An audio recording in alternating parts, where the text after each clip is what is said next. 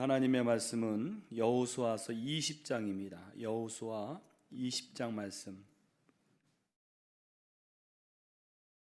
여호수아서 20장 말씀을 우리 한 절씩 교독하시고 마지막 절은 함께 읽겠습니다. 여호와께서 여호수아에게 말씀하여 이르시되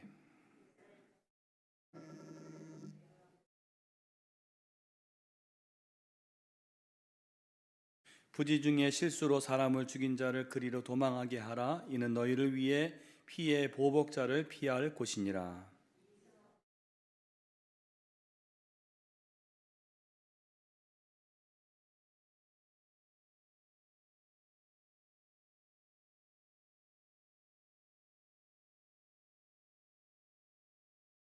피의 보복자가 그의 뒤를 따라온다 할지라도 그들은 그 살인자를 그의 손에 내주지 말지니 이는 본래 미워함이 없이 부지 중에 그의 이웃을 죽였음이라.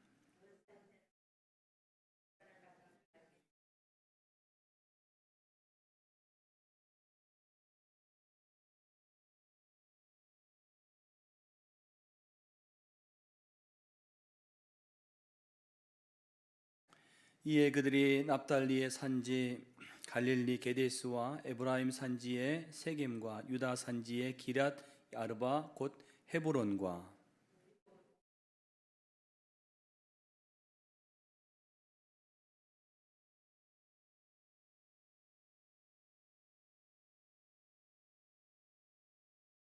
이는 곧 이스라엘 모든 자손과 그들 중에 거류민을 위하여 선정된 성읍들로서 누구든지 부지 중에 살인한 자가 그리로 도망하여 그가 회중 앞에 설 때까지 피의 보복자의 손에 죽지 아니하게 하기 위함이라. 아멘. 할렐루야.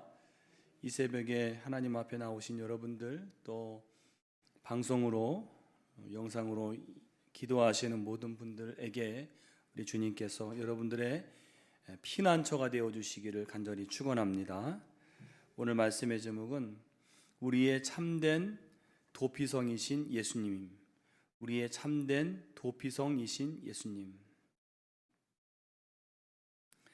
여러분, 하나님께서는 십계명을 통해서 우리에게 말씀하신 계명 중 하나가 살인하지 말라, 그렇게 계명을 하셨죠. 동시에 모세 율법에 보면 동형복수법이라는 게 있습니다. 동형복수법. 동형복수법은 뭐냐면 누군가가 해를 당했으면 그 당한 해를 똑같이 되갚아 주는 것입니다. 동형, 똑같이 복수, 되갚다. 그래서 출애굽기 21장 23절에서 25절에 보면 이 동형복수법을 설명하기를 이렇게 말씀합니다. 그러나 다른 해가 있으면 갚되 생명은 생명으로, 눈은 눈으로, 이는 이로, 손은 손으로, 발은 발로, 된 것은 된 것으로, 상하게 한 것은 상함으로, 때린 것은 때림으로 갚을지니라. 이런 말씀이 있습니다. 이 동형복수법에 따르면은 누군가를 살인한 사람은 똑같이 죽임을 당해야 맞습니다. 그런데 살인한 경우들 중에 보면 고의가 아니라 정말 실수로 본의 아니게 다른 사람을 죽인 경우가 생기지요.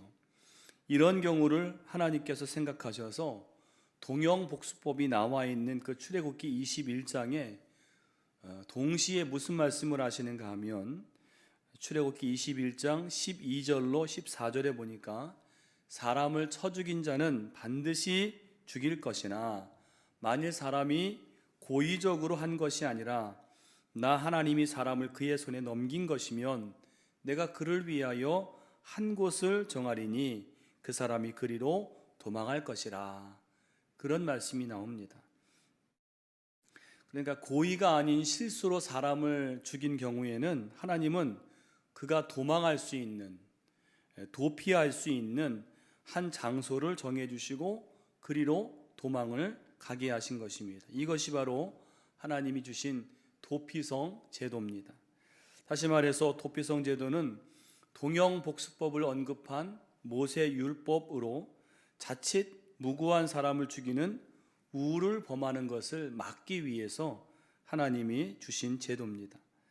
하나님께서는 그 옛날 시내산에서 모세에게 이 도피성에 관한 제도를 명령하셨고, 오늘은 이 여호수아에서는 이제는 이스라엘이 가나안을 다 정복하고 땅 분배를 마치고 난 후에 이제는 여호수아에게 그 옛날 모세에게 명령하셨던 이 도피성 제도를 다시 한번 상기시켜 주시는 것입니다. 오늘 말씀 가지고 함께 세 가지로 은혜를 나누기를 원합니다. 첫 번째로, 무고한 피를 흘리는 것은 죄라는 사실입니다. 무고한 피를 흘리는 것은 죄다. 하나님께서 여호수아에게 오늘 도피성을 상기시키며 명령하시는 내용이 2절로 3절 말씀에 나와 있습니다. 우리 2절 3절 말씀 같이 한번 읽어보겠습니다.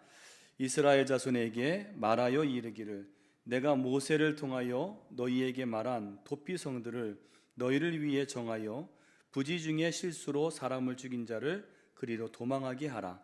이는 너희를 위해 피의 보복자를 피할 곳이니라. 아멘. 여러분, 하나님께서는 왜 이 살인이라는 죄를 저지른 사람인데 이렇게 도피성을 마련해서라도 그 사람을 보호해 주시나요? 그것은 어떤 경우에라도 억울하게 죄를 뒤집어 쓰고 해를 받지 않게 하시기 위함인 것입니다. 여러분, 가끔 뉴스에 보면 그런 뉴스 있습니다. 옛날에 아주 중범죄를 저질렀다고 판결을 받고 수십 년간을 감옥에서 옥살이를 한 다음에 나중에 사건의 전말이 다 밝혀지고 나니까 그 사람이 범인이 아닌 겁니다. 이 얼마나 억울한 일입니까? 아무런 죄 없이 억울한 누명을 쓰고 수십 년 동안 감옥살이를 하고 그야말로 인생을 송두리째 빼앗긴 거죠. 나중에라도 무죄하다는 게 밝혀진 건 다행이지만 그 사람이 받았을 상처와 고통과 또 잃어버린 인생은 어떤 것으로도 보상이 안 되는 것입니다. 그래서 나라의 법 집행자는 절대로 무고한 피해자가 생기지 않도록 잘 판결을 해야 하는 것입니다. 그런 면에서 볼 때 이 도피성 제도는 지금 생각해 봐도 참으로 귀한 제도입니다. 왜냐하면 어떤 사람이 의도하지 않게 우발적으로 사람을 죽였다면 자기가 왜 그렇게 살인을 하게 되었는지 그거를 해명할 기회를 가져야 되는데 현실적으로 사람을 죽인 사람에게는 그런 기회를 주어지기가 어렵지요. 그런데 이 도피성 제도가 그런 사람에게 해명할 기회를 주는 겁니다. 해명할 시간을 주는 겁니다. 그리고 살인이 고의적이었는지 우발적이었는지 신중하게 판단할 시간을 갖는 그런 귀한 제도인 것입니다. 그 내용이 4절 말씀입니다. 여러분, 4절 보시면 성읍들 중에 하나에 도피하는 자는 그 성읍에 들어가는 문 어귀에 서서 그 성읍의 장로들의 귀에 자기의 사건을 말할 것이요, 그들은 그를 성읍에 받아들여 한 곳을 주어 자기들 중에 거주하게 하고. 여기에 자기의 사건을 말할 것이요, 이 말씀은 자기의 그 실수에 대해서 소명을 하라는 이야기입니다. 나아가서 하나님께서는 이 살인의 우발성 내지는 고의성이 밝혀지기까지 살인자를 철저하게 격리하고 보호하라, 그런 말씀이 오늘 나와 있습니다. 여러분, 여기에 피의 5절 말씀 보면 피의 보복자라는 것은 살인한 것에 대해서 복수하기 위해서 찾아온 가족이나 친구를 의미하는데, 아무리 그들이 찾아와서 이 살인자를 내어달라고 할지라도 그 살인자를 내어주지 말라, 판결이 나기까지는 그 살인자를 철저하게 격리하고 보호해 주라는 그런 얘기입니다. 이 모든 과정에서 우리가 반드시 알아야 될 것은 무고하게 타인에게 죄를 뒤집어 씌우거나 또 무죄한 자의 피를 흘리는 것은 분명히 죄라는 것입니다.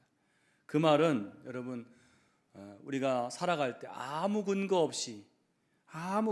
없이 누군가를 모함하거나 죄를 뒤집어 씌우는 것은 하나님이 절대로 그것에 대해서 죄 없다 하지 않으신다는 얘기입니다. 여러분, 예수님이 십자가에 달려 죽으실 때 예수님을 판결한 사람이 본디오 빌라도죠. 바로 본디오 빌라도는 그런 책임이 있는 것입니다. 그는 이 예수님이 죄가 없다는 사실을 분명히 알았습니다. 그럼에도 그는 무고하게 예수님에게 사형이라는 판결을 내리고 예수님을 넘겨준 것이 바로 그의 죄인 것입니다. 그 결과 여러분, 2000년 동안 기독교인들의 그 신앙 고백을 할 때마다 어떤 구절이 되뇌어집니까? 그리스도께서 본디오 빌라도에게 고난을 받으사. 이 이야기가 계속적으로 불명예스럽게 울려지는 것입니다. 여러분, 우리가 살아갈 때에 혹시 우리도 무고하게 다른 사람을 모함하거나 죄를 뒤집어 씌우는 그런 실수를 하지 않는 저와 여러분들이 되시기를 간절히 축원합니다. 두 번째는 행동의 결과보다는 동기가 더 중요하다는 거예요. 결과보다는 동기가 더 중요하다. 여러분, 도피성 제도는 뭐예요? 살인은 했지만 그게 고의가 아니라 우발적인 경우에 그 사람을 구제하는 제도죠. 여러분 보세요.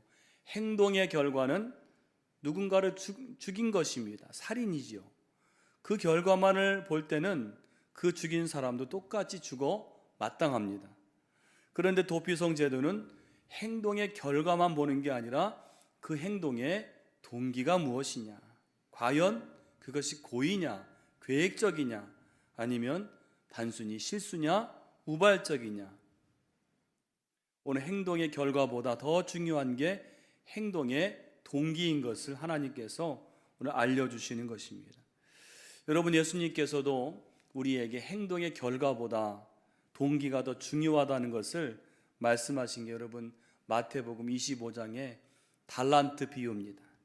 달란트 비유 잘 아시죠? 거기에 보면 5달란트 받은 자와 2달란트 받은 자가 열심히 일해서 이제 남은 그 똑같이 5달란트, 2달란트를 남기는데, 여러분 이 비유에 결과만 놓고 볼 때는 5달란트 받은 자가 가장 상급이 커야 맞습니다.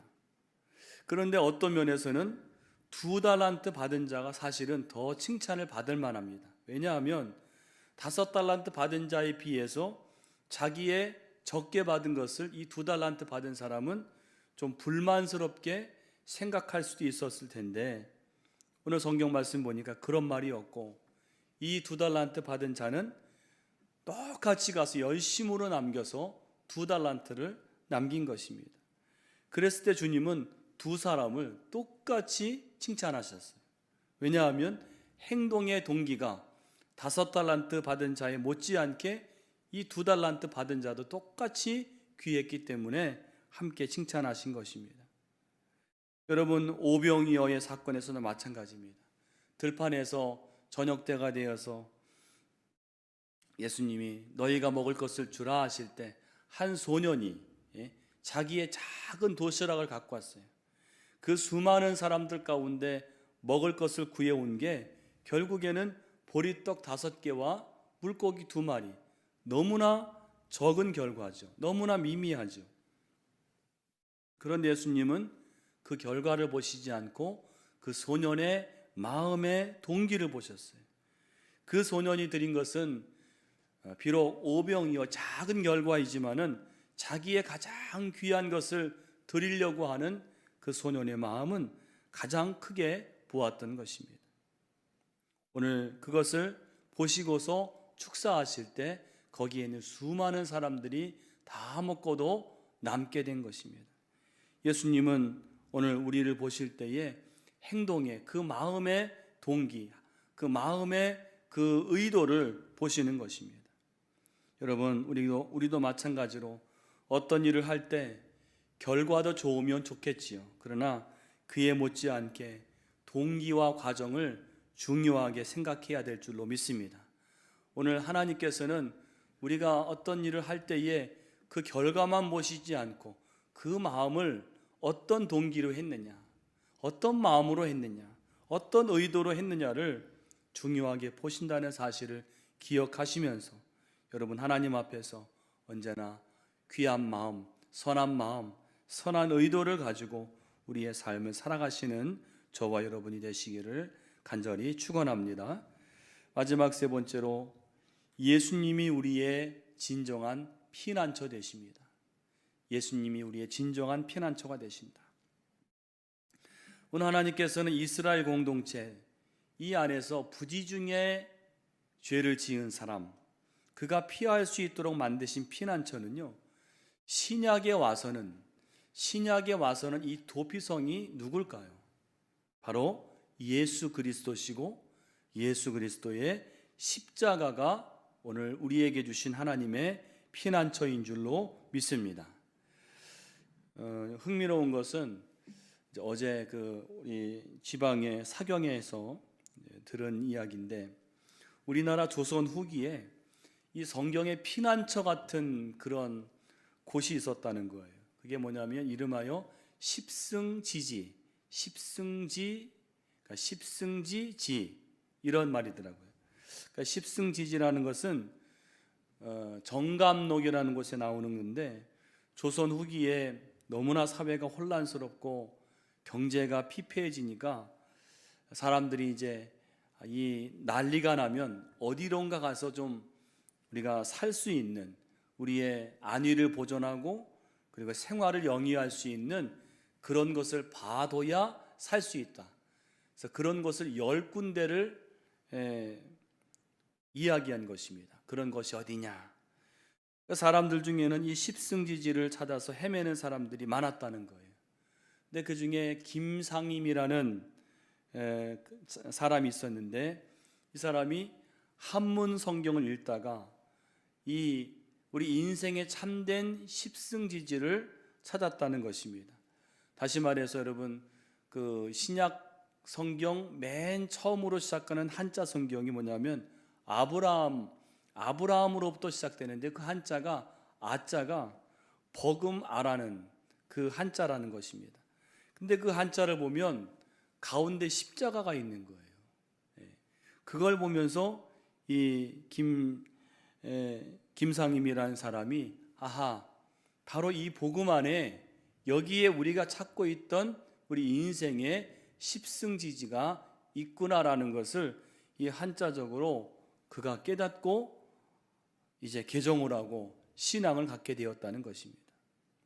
그래서 그가 참된 십승지지는 계룡산, 지리산이 아니라 바로 십자가를 믿는 것이 십승지지구나 깨닫고 전도사가 되어서 강화도에 와서 교회를 개척하고 전도와 함께 그 후학들을 양성하고 많은 신앙인들을 만든 다음에 53세의 일기로 그가 바라보았던 영원한 십승지지로 오늘 그가 소천을 받았다는 것입니다.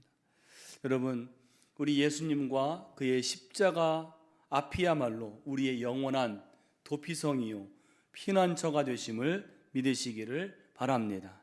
우리가 어떤 괴로움과 어떤 절망이 있을지라도, 또 우리가 비록 죄가 많고 그 죄로 인해서 상하고 넘어졌을지라도 그 앞에 오기만 하면 우리를 보호하시고 우리를 감싸주시고 오늘 우리의 죄를 사함받게 하시는 그것이 바로 십자가 앞일진데, 여러분 예수님 앞에 늘 나아가셔서 우리의 피난처 되시는 예수님을 경험하시고 그 안에서 참된 소망과 구원을 얻으시는 저와 여러분 되시기를 간절히 축원합니다.